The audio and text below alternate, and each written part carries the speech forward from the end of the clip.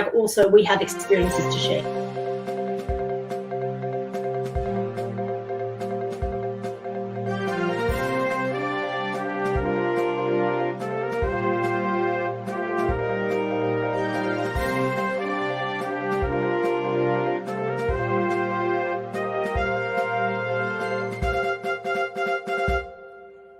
How can publications use the internet and digital platforms to tell their stories? How can student editors approach the process of editing digital work for publication and collaborate across disciplines while retaining your publication's voice and values? We're joined by digital aficionados Dr. Kylie Boltin and Jon Tjhia to discuss the myriad of accessible and user-friendly ways we can engage with storytellers and audiences digitally. Dr. Kylie Boltin is a Walkley Award-winning journalist, producer, and recipient of the 2020 New South Wales Premier's Literary Award for Screenwriting. Kylie's work spans documentary, drama, and animation, with a specialty in digital innovation. Jon Tjhia is a radio maker, musician, artist, and writer. His essays and stories have most recently been published by Liminal and Avant Whatever. His radio and sound works have been broadcast, shown, or performed around the Anglosphere and written about by The New Yorker, The Wire, and The Age. Dr. Kylie Boltin and Jon Tjhia join us now for more cat GIFs, making the medium work for you.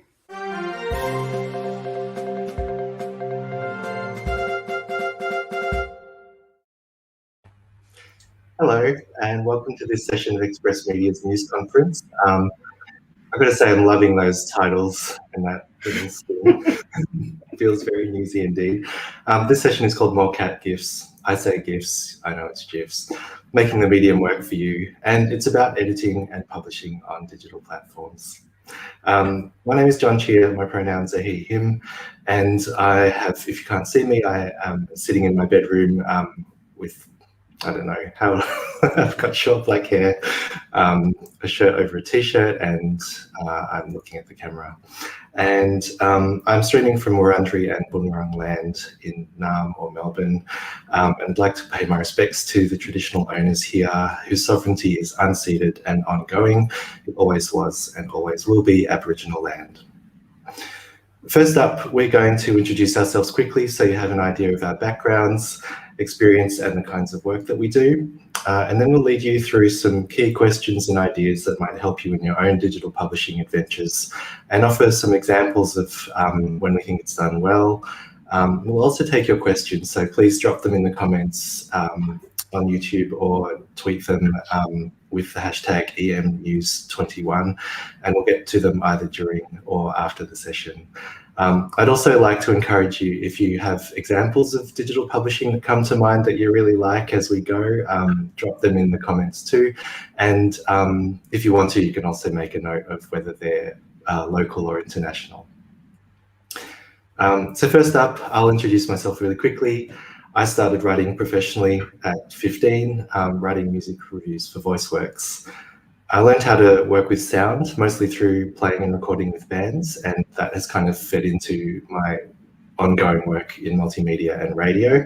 And I worked at the Wheeler Centre for a decade as a senior digital editor, where I started projects like the Australian Audio Guide and worked on several podcasts and the publication called Notes. I've recently been freelancing as a writer, editor, and multimedia producer, and my work often combines lots of different forms: text, audio, video, photography. And recently I've been working with Arts Access Victoria, which has been great as a learning experience for accessibility, which is part of what we'll talk about here today.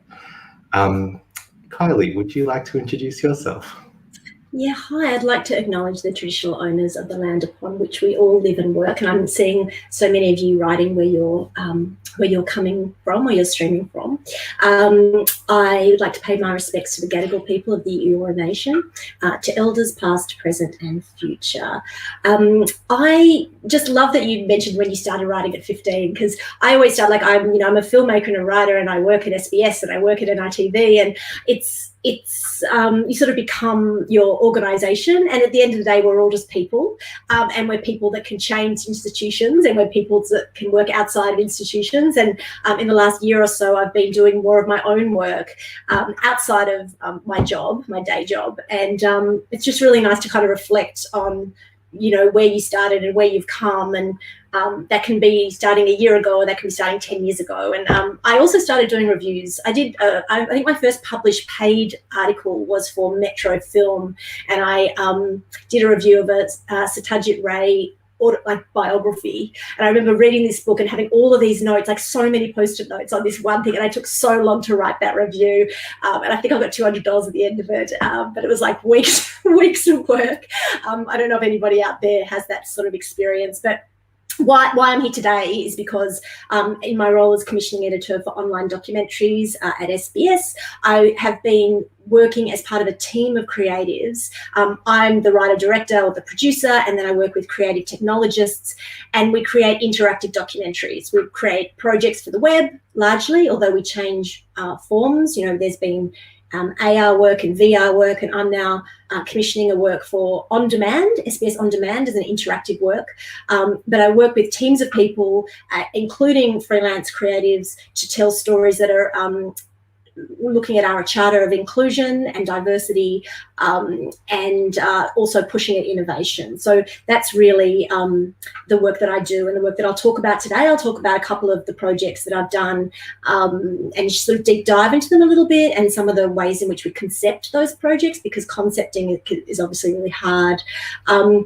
And, you know, I think you'll find, even if these kind of are specific examples, there's sort of takeaways that apply to different people's work. I mean, everyone in this space, no doubt, is innovating because we're trying to create things that don't exist before, or doing things with very little, or creating, you know, new forms of work. So hopefully there's lots of crossover. Yeah. So sorry, I keep muting myself and then forgetting to unmute. I'm not going to mute because it's too complicated. I understand. I think Kylie's point about us all being people, people first and organisations and so on second, is really important and helpful. Thank you for that, Kylie. So I guess before we kind of get started, it's probably helpful for us to talk a little bit about what we're even talking about. So what does digital publishing even mean, apart from putting something online? I suppose for me, it's anything that uses the affordances of digital technology to do something to do something either that's only possible in digital form, or that's done in its best way through digital technology. So that's something that I think, yeah, that's sort of a guiding principle for me, and it certainly weighs into any decision about does this need to be done online? Is it only being done online in a certain way because it's like jazzy and cool, or is it actually sort of serving the storytelling purposes and ends? So it could be something as simple as a podcast feed of somebody reading out your articles, which might be appropriate because you don't have a lot of resources, and the resources that you have are the writers and the writing that you have, the archive of your student publication. It could be interactive, like a lot of Kylie's projects, and part of that interaction could be a really key part of making you an active participant in the storytelling as well. Or it could be a mix of different forms, so something that you know, uses a really rich set of illustrations to kind of deepen the points that it's making. But I think for me, it's not just about the bells and whistles for the sake of it. It's really something that it's using tools that aid in the act of communication. Something that I'm sure will come up as you kind of go into digital publishing at all and further is that it can be really resource intensive, and it often takes a lot of people, and Kylie's going to, I think, cover that part of it really thoroughly. But I think it's also important to reflect the values and the purpose of the publication that you're working with. So is your publication's role to be innovative? Is it to support young writers, or to support Pride students with a well-paid opportunity to experiment? Might be to encourage people who don't think of themselves as writers to contribute storytelling. or it could be to simply create tools that the rest of the digital writing community could use. So I think having the values and purpose of what you're trying to do more broadly is really important when you're starting to think about why and how to do digital publishing. Resources are often talked about as the reason why not to make digital work and websites accessible. And I would really strongly encourage you to think of disabled people not as somehow different from your core potential audience, but part of like everybody has the right to inclusion and to be able to access your work. So wherever you can, and that should be hopefully ideally in the future always, just build accessibility into your projects from the beginning, especially when you're asking for resources. Kylie, do you want to pick us up from there? Yeah, sure. So I think, you know, a lot of the projects that I'm going to show you a quick reel now, just to some of the SBS interactive docs. Hopefully you'll know some, you may not know any, but most of these projects do require a developer. And so when I would make interactive project, the developer and the interaction is part of the concepting. So it's part of the beginning of the project. So it's not that I'm trying to make a linear documentary and then I'll talk to a developer later and how do you make this interactive. And that's just riffing a bit, John, on your point of why is it digital? You know, the form and content have to kind of really merge, and that's sort of key to what I think about. I always try and think about the format and the interactivity or not right at the beginning. And it does take a village, you know, developers are core to this kind of team. Yeah, okay, so Magenta, thank you so much for setting that up. I'll show you this reel now. It's just a minute and a half of some of our docs, some of our interactive docs.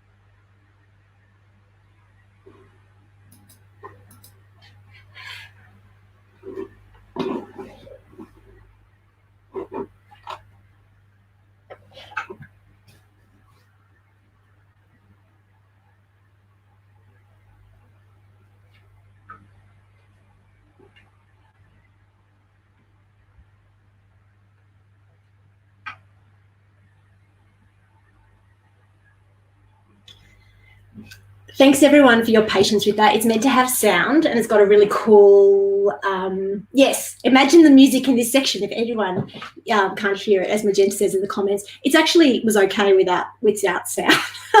But part of working in digital, obviously, is that, you know, when you do release a video and it's kind of like it had a big soaring sound as the film's kind of like, you know, champion, hero, da, da, da, da. So you missed all of that. But that's okay. I've got a couple of other reels that hopefully we can sort out the sound for. Indio, yes, I worked directly on the Cronulla Riots SBS project. So I was the producer of that project and I commissioned, it was actually, I don't know if it was my first project at SBS, but I sort of inherited the concept of the Cronulla Riot Interactive, which was a linear documentary made by Northern Pictures. Yes, absolutely, Indio.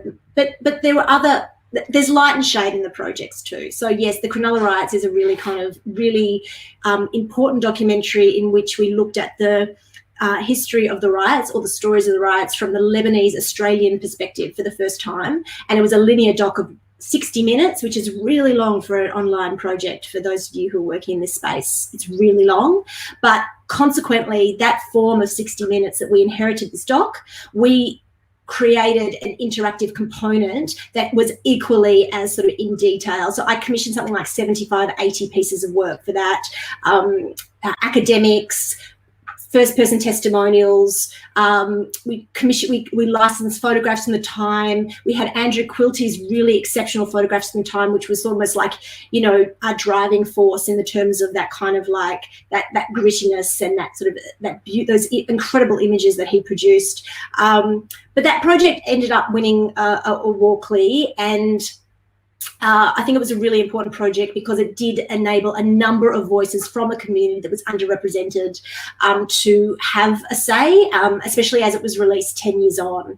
But that's one of the documentaries in that reel. There's a number. I suppose at SBS we have been fortunate in that we've been working in R&D, research and development, and this has been considered part of that R&D in terms of how to tell stories. And I always treat these interactives as, you know, we have an opportunity to really push form and content. We have an opportunity to try and do something that we haven't done before, and the technology has to fit the story, not just for the sake of it. So it needs to really be integral. Why are you choosing a particular type of interaction and storytelling?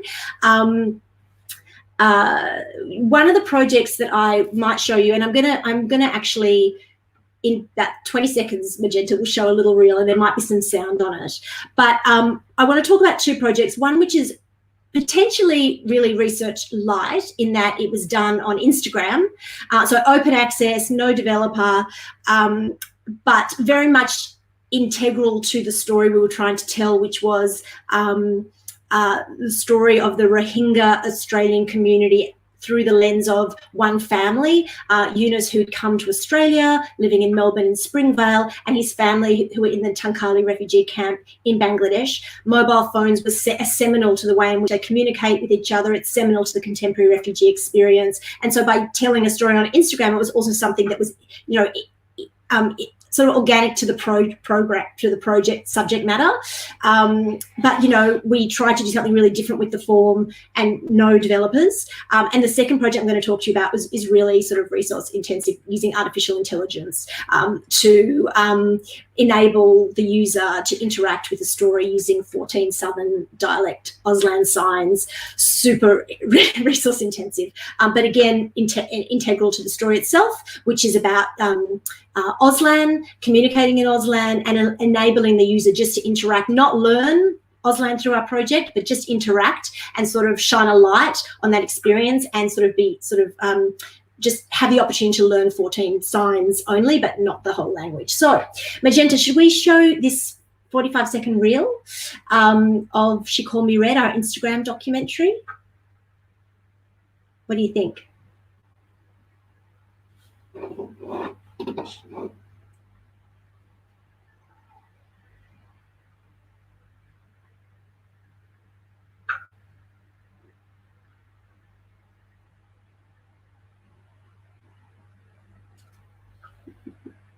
Maybe not.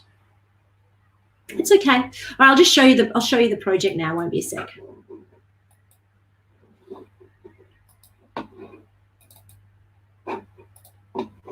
So here is our project, She Called Me Red. Let's start at the beginning.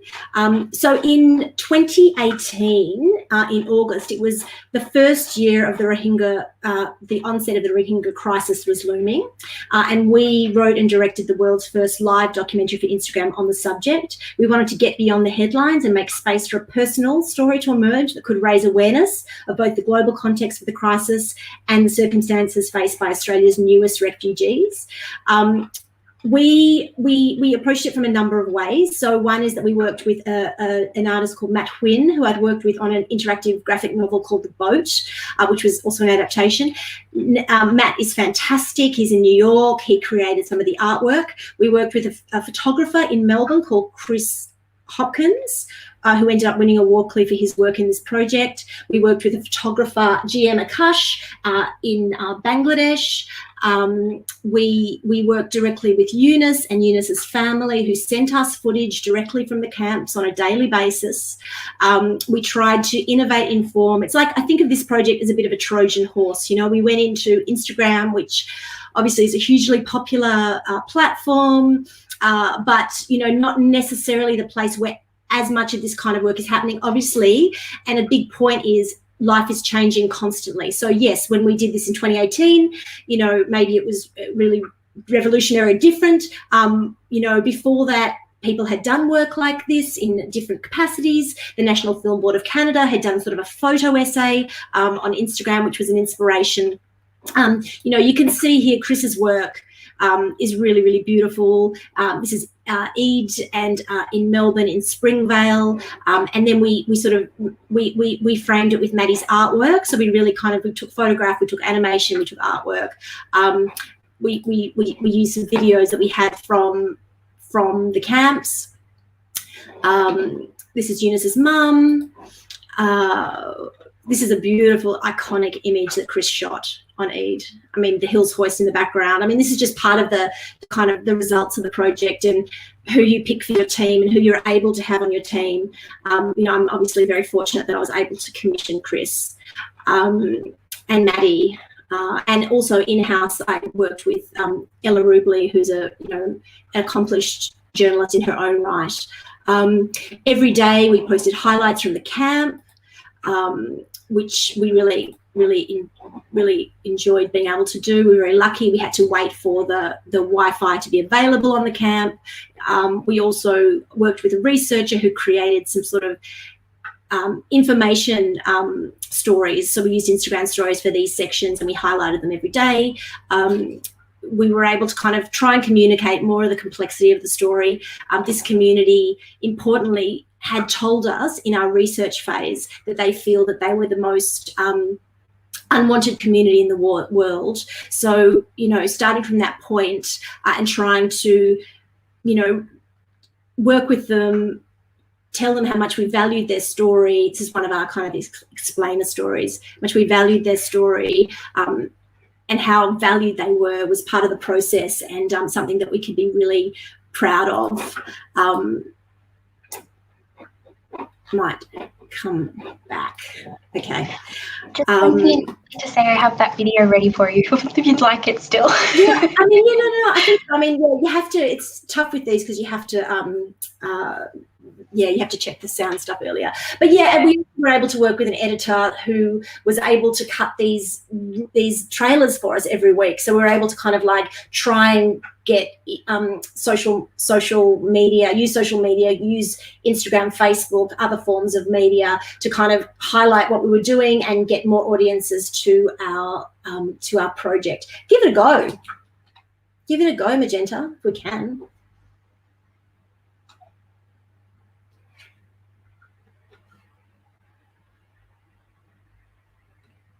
We won't have sound again. I have it on my end if you'd like to try sound.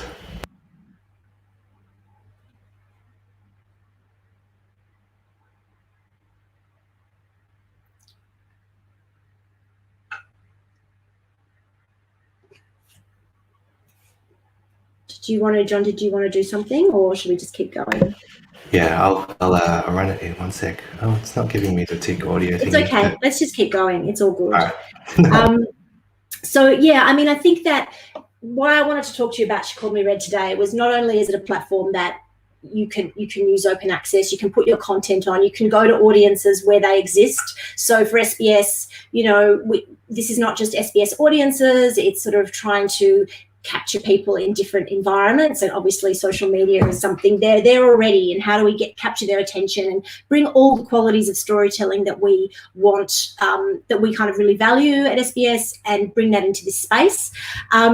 The other thing was, like, how do you get people to this project? We started with 0. So one of the things that we did was utilize everyone who was around us. So when we talk about resources, you know, the producers and the makers are resources, you know, and obviously in these projects we all have to put on lots of hats. hats, because if there's lower costs, we don't have money to pay everybody to do individual roles, but maybe somebody is able to do multiple roles. And in the same essence, when we're working in a company like SBS, we look at, we have a Rohingya language group that was just launching at the same time as we were putting that project on. So we sort of united with them, and they did an interview with Eunice in language on their radio show. Or we tried to work with SBS News to kind of create bespoke content like some of these videos to pump out on their channels. And we talked a little bit earlier about this in the first talk we did today, which is very much that kind of partnership, and how do you kind of leverage whoever you have around you to kind of make as much noise as possible. That project for us, it did well in terms of numbers over 3 weeks. It did well for the community, who have really kind of the community feedback, which to us is really important in terms of sentiment. It did well with reputational stuff like Chris winning a Walkley, and we were nominated for a Walkley in Innovation for that project. And the other thing I wanted to show you that we did in the development phase for this project, because sometimes in these longer run projects, you might have a development phase, you might have a researcher, or you might have the capacity to produce additional content. So for us, we were able to produce this incredible long read, again with sort of an off-the-shelf template. So this is a template called Shorthand. You run Shorthand for you buy, you license Shorthand for a fee. But there are other templates like this, which is essentially a long read. We work with Michael Green, who's a fantastic journalist in Melbourne. We worked with Tjhia Cass, who's an illustrator from Melbourne, who already had strong relationships with the community. And this work came out of an additional phase of our project, which was development, when we were getting to know the community, talking to people, earning trust, all of the work that you do as journalists. Michael was doing that hard work on the ground, as was Tjhia, and the result was this project was able to be made, again, no developers, but beautiful creatives, and again, it was nominated for a Walkley. So that's something I would also just really encourage. Like, you think about the work, you think about what work you're producing over the course of the life of a project, and how much you can how you can put it out at different stages. Certainly online, you've got that capacity to iterate on a project. If you want to put up behind the scenes or grow communities early for a project that you're planning to launch, that was something we were trying to do a little bit there. But certainly at least have a project out for that community. When we didn't know if we were going to get funded to do She Called Me Red, we didn't know if it was going to be possible, but at least we had something to show the community, show for the storytelling right at the beginning. Jon, do you want to jump in? I can talk about Auslan a little bit.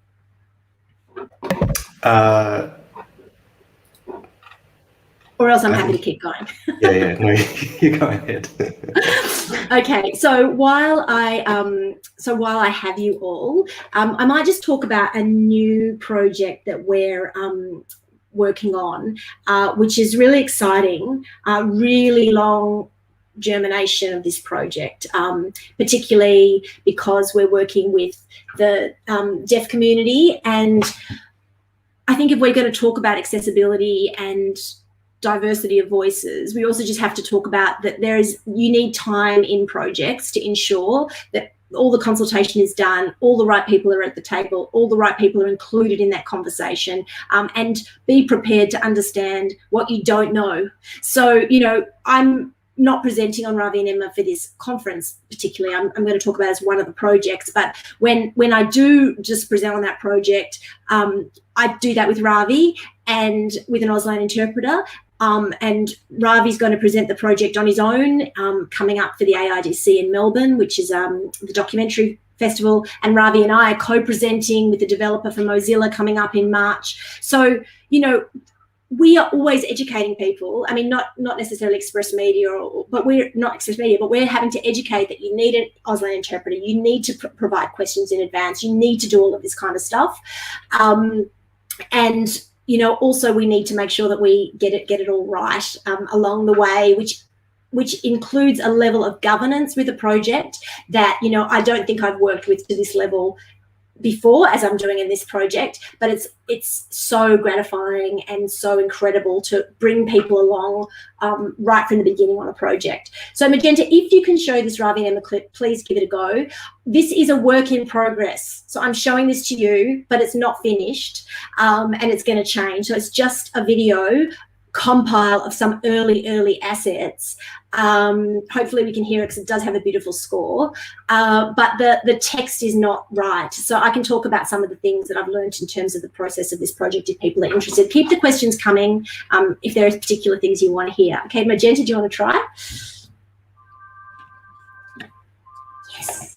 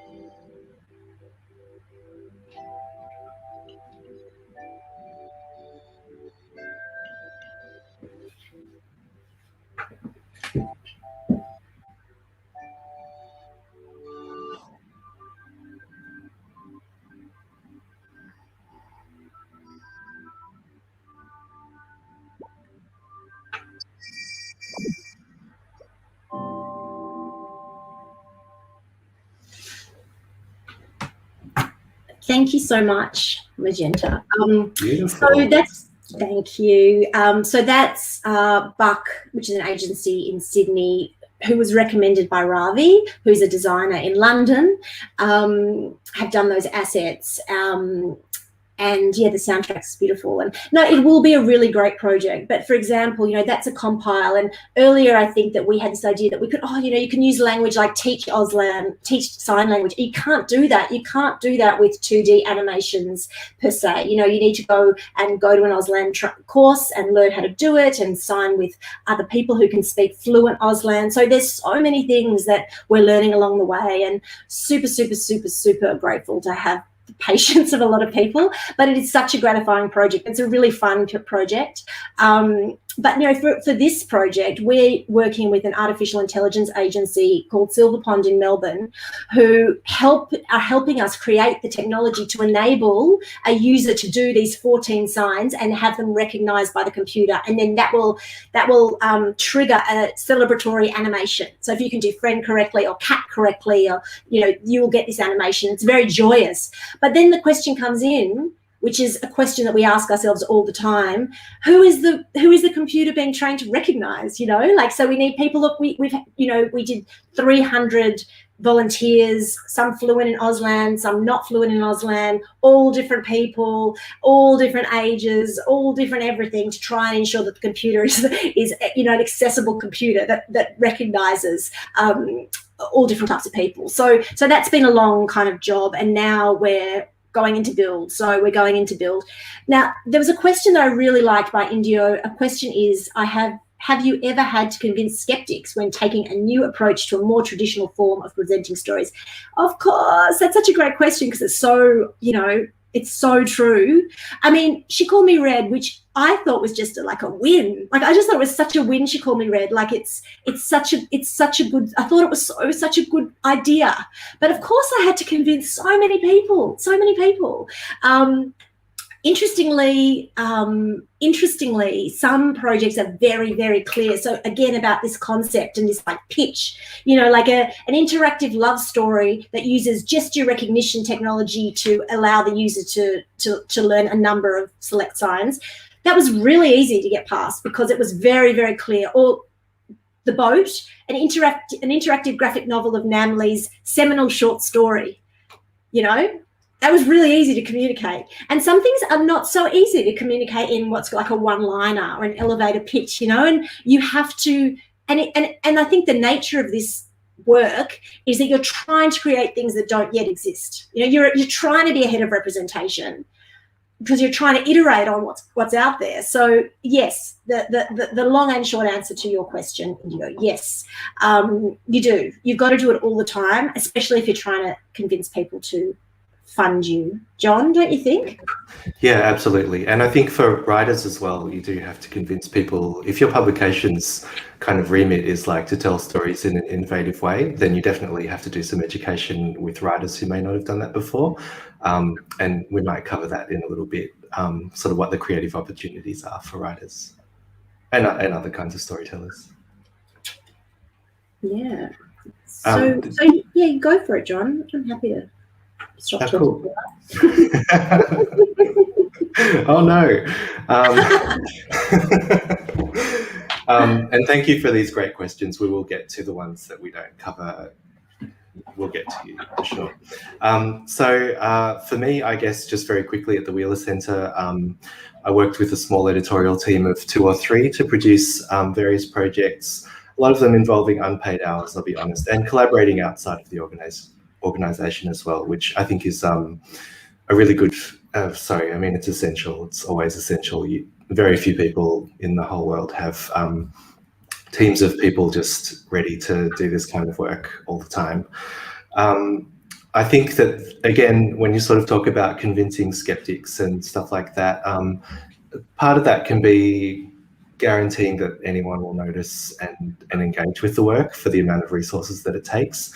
And so for the Wheeler Centre, that would have included things like knowing that we had a large email database of people that we could definitely kind of put work in front of, or that we had, social media, or and also the fact that we did have an annual budget to pay writers and occasionally a little bit of money to throw to developers. So that's kind of probably an example of an organisation that doesn't primarily exist to produce media, you could argue, but which would have, and we're talking small amounts sometimes, like $5,000 or $10,000 to produce a website that was a little bit interactive, or that allowed people to kind of click through a bunch of choices and then have those things tallied at the end. Like, not extremely intricate stuff, certainly nothing on the level of anything Kylie's been doing with SBS, but interactive all the same, and tailored to a specific digital publishing outcome. I guess just in terms of the broader question, and that speaks to this sort of justification, why do this stuff? I think it's helpful to think about obviously reaching audiences. So finding audiences where they are. Instagram is a great example, and Instagram is probably one of the stronger platforms in the sort of ready-made social media platform end of things, where you can sort of do storytelling in a way that you can somewhat control. Twitter is pretty hard, and people did try. There was like ages ago, there was this ABC project called Bluebird, which tried to kind of do like a kind of mystery through TV and Twitter, and it was, like ambitious. And I don't really see people doing that much anymore, because it's the timeline is, as you know, an absolute mess. But sometimes it's about repurposing things that you already have, which I've mentioned before with the podcasting example. You might be doing digital to create an archive or to make something more accessible. So something that, that you weren't able to present the way you wanted in another form of media like TV or print, that you're adding things or adding some interaction or just things to make sure that people are kind of coming along with you at their own pace and in their own way. You could be supporting other experiences too, and TV is a good example of that. But also, of course, offering people ways to connect both with the storytellers and with each other, offering a really specific experience, and again, achieving a goal that can only be done digitally, or can only that is done best digitally. That's, they're sort of like underpinning questions that I think everybody should be asking of their work when they're about to kind of embark on a project. And as you go as well, your answers to those things will keep changing. Is there anything you wanted to add about, why do it, Kylie? It's really fun. I think it's really fun. I think it's really exciting. You know, I come from writing background, but I made linear TV shows. And, you know, when you've got a kind of established form, there's an expectation, you know, there's strands and slots and this kind of expectation that you do for you deliver in a certain way. And what I really feel about this work is you're always innovating. So you're not trying to emulate necessarily what's been before. And it's not that it's not, there's nothing wrong with taking from what's happening and working on it. You know, there was a New York Times piece called Snowfall. And that was this really long read with like slight, like, you know, basically like hyperlinks and, you know, but it was like blew people's minds because it was so beautifully done. And it sort of iterated on the long read, you know, and it made the long read interactive. And, you know, everyone's like scrambling around like, oh, how can you do that? And I think that was really seminal in like bringing interactive storytelling into the news space. And the New York Times have dedicated teams of developers and you know, multimedia journalists who are constantly looking at ways to use existing platforms that they have, because they're always trying to build on new platforms and iterate on them and then slightly tweak them and then have a new version. And that's one of the things for digital as well. It's like, it's not fixed, nothing's fixed. You know, you might have something that's kind of, you know, the first version, and there'll be like, you'll have a whole another go at it, and there'll be a second version, and it's constantly improving or iterating, improving or dropping features and this kind of thing. So I'm just trying to think also of Sophie's question here. As a literary journal, we are concerned about how to manage the balance between style and substance. How do you make something accessible and cool in the online space without diluting the subject? I think that for me, it's definitely not technology for technology's sake. So you're still kind of trying to tell a story, be it through visual journalism, be it through text, be it through video, animation, sound. But you're trying to use technology to kind of like as an integral part to that story. So it should never feel that it's just style and not substance, because people they'll just watch like a really cool music video, or like, you know, there's other things they can go to if it's going to be that they're looking for something that's just style. There's nothing wrong with it being style either, because style in and of itself can be something really interesting and really engaging.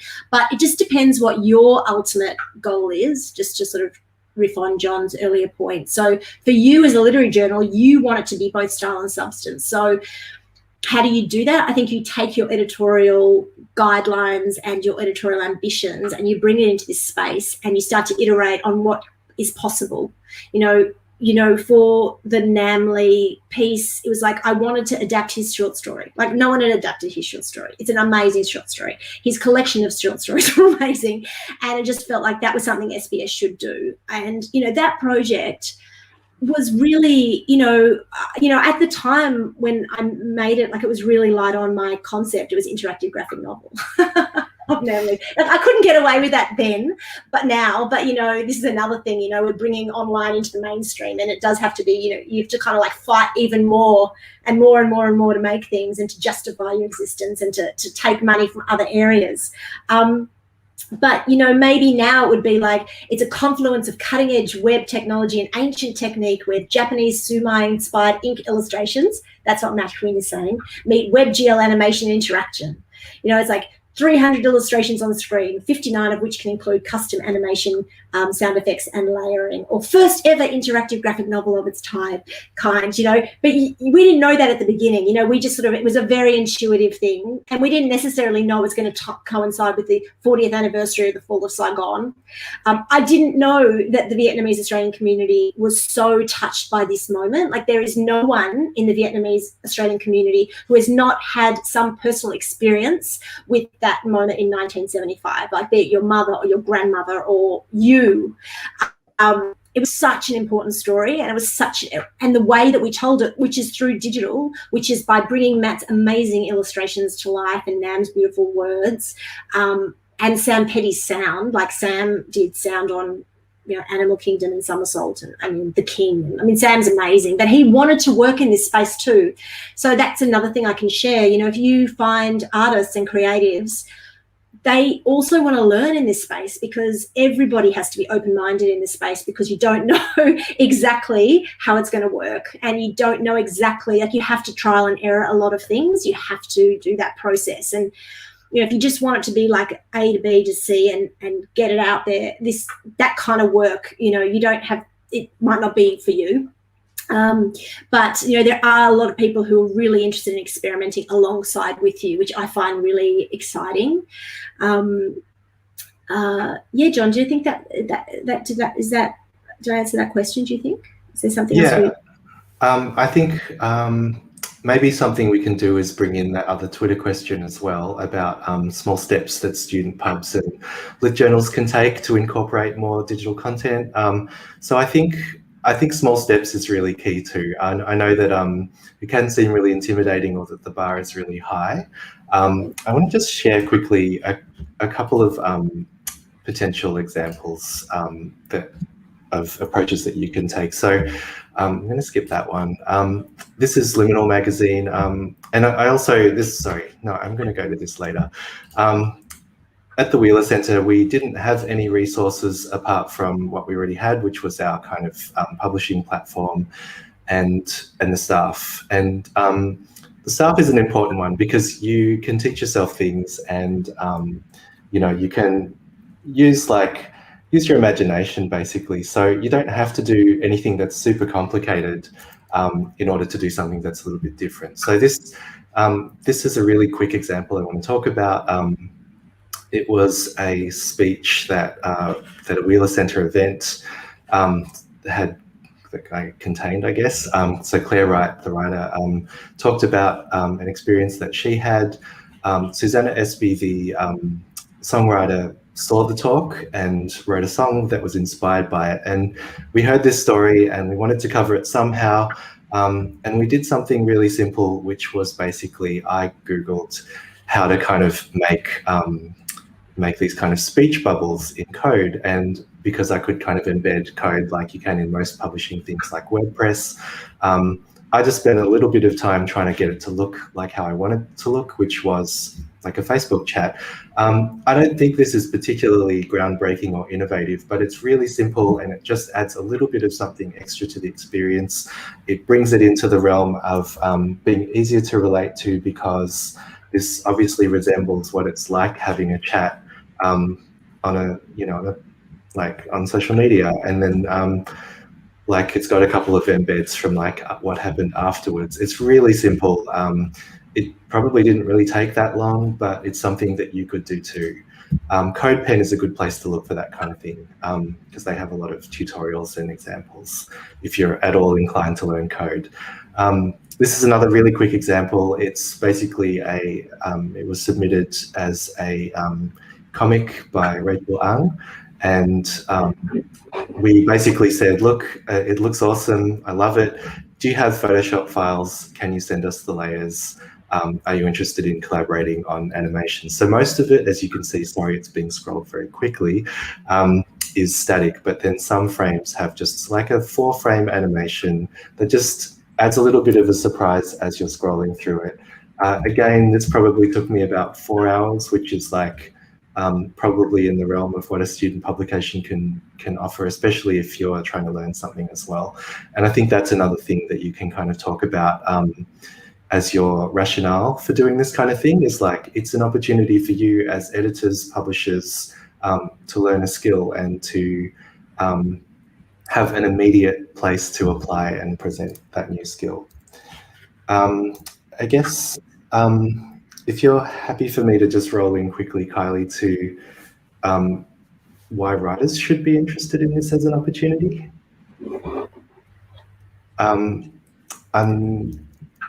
I think that the main thing that for writers that this offers is creative opportunities. So you have the chance to learn new things as well, and you also have a chance to express your ideas in a way that feels true and direct, where you might have to make accommodations. Say if you're writing an essay and you have to describe a TV show or something, when you're publishing digitally, you can just you can do your video alongside your text. If you're publishing poetry, you can have words appear at the pace that you want them and in the places that you want them. I apologize if videos are not going to work in this essay. But it's a chance for you to sort of do things that just genuinely do. And I think this is a good example of being able to just, I mean, this is a standard Squarespace page that any of you may have access to. And these are just Vimeo video embeds. They're meant to autoplay. That's, again, just a simple thing that you set when you're copying and pasting your embed code. This is a bit of audio. It doesn't really sort of take a lot to make something that is slightly different to a straight up story in text. I'm going to stop sharing my screen there, and I want to quickly try and share a 1-minute video. Actually, I might just save this till the end if we have time. I know we've got a lot to get through. Anything you wanted to add there, Kylie? Another question. Should we answer it? Yeah. Sometimes I've had the issue of reeling back an outlandish idea to make it more achievable. Do you believe that this is the right approach, or should I go for gold and use it as a learning opportunity? What is more valuable, less innovative success, potentially innovative failure, or a balance in between? Jon, do you want to answer, or should I answer? You want to have a go first answering? Yeah, I can just say really quickly, like, either one, just don't die. Like, don't work yourself to death. Do what you've got capacity for, and maybe do a little bit more than you've got capacity for, but know what it's going to take as best you can, because things always take a bit longer, especially in there sort of like, there is a saying like fail fast, and you can always borrow from like these tech startup people and all their language. They speak, like, I just think, like, as a writer, they speak it's so fantastic the way that they talk, and they're kind of their own language, but of which, Jon, you are kind of one of them, but developers are marvelous. But yeah, look, I think that you don't be afraid to fail. Like, I think that not everything has to be perfect. Perfect is the enemy of the good. So we just all have to just do our work and get on with it. And then that's also why I like iteratively releasing things. Like, if you can, with Faces of Rohingya, Michael and Tjhia did this beautiful work that we could release. And that was like, it was less risk for us. It was a long read. And they both did their work, and we compiled it, and it was really kind of simple, and it was beautiful. But can get things out, and not everything has to be perfect. And people are actually quite forgiving as well. I mean, it's good to try new things, experiment. If you don't like it, take it down. But yeah, I would say give it a go. Don't put huge restrictions on you, saying it has to be so innovative. Like, it's just start, like, just take your steps, do your thing.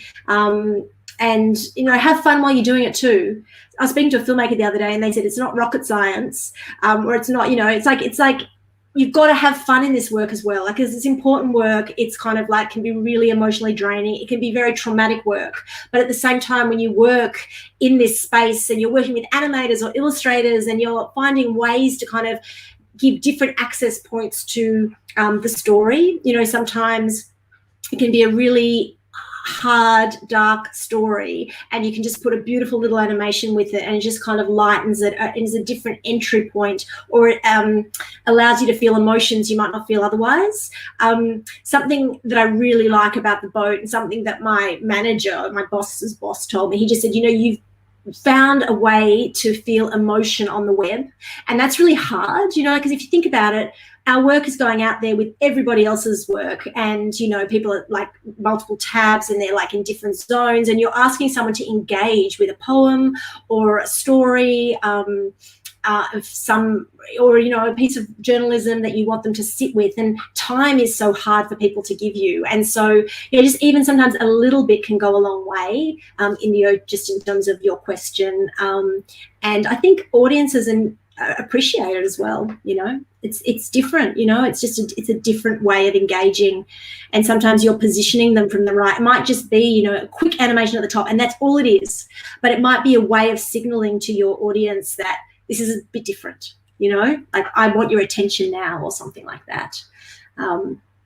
We've got a couple more minutes only, Jon. What should we do with it? I mean, definitely questions if there are, but what should we do with the last few minutes? Yeah, I think as practical as possible that we can be in sort of like dishing out some resources that people can go and find and sort of dig into more themselves. And also, I'd like to cover accessibility a little bit really quickly. No, you go for it. Whatever you'd like. running shoes on. Also, like, I got to say, like, as well, if you're like wondering how to kind of get more skills and support, just find people that are at the level you're at or slightly above it. Talk to them. They're usually pretty generous, especially if you're, you know, polite and gentle in asking for advice. People do things because they want people to follow. So that's a good place to go. Really quickly, like horrible 2-minute version of accessibility. Make sure that accessibility means providing information to users in a really structured way that helps them understand and find it and use it. And that also applies to the benefit of everyone in search engines. So it's kind of an extra feature of it. But a lot of people that do use accessibility tools don't identify as disabled. So you might actually, even just like magnifying your text up and down or putting subtitles on when you're watching Netflix, they're accessibility things that exist because disabled people have asked for them or needed them, but all of us benefit from their availability.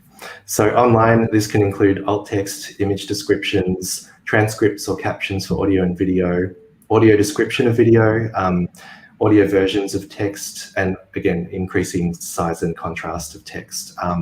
It can also mean less technical things like clear language, shorter sentences, and structured paragraphs, content warnings, and the cost of access or entry. And think of that on the technology end of things too. If your work can only work on the latest iPhone, think about who that leaves out.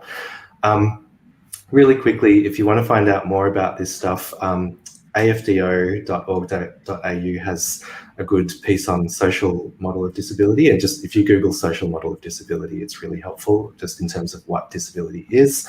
Userway.org offers a widget that helps to implement some really quick fix kind of text features and stuff for websites. And Erin Kyan, that's Kyan, did a talk at AudioCraft Podcast Festival last year about accessibility, and you can find that on the AudioCraft podcast feed, and it's really good.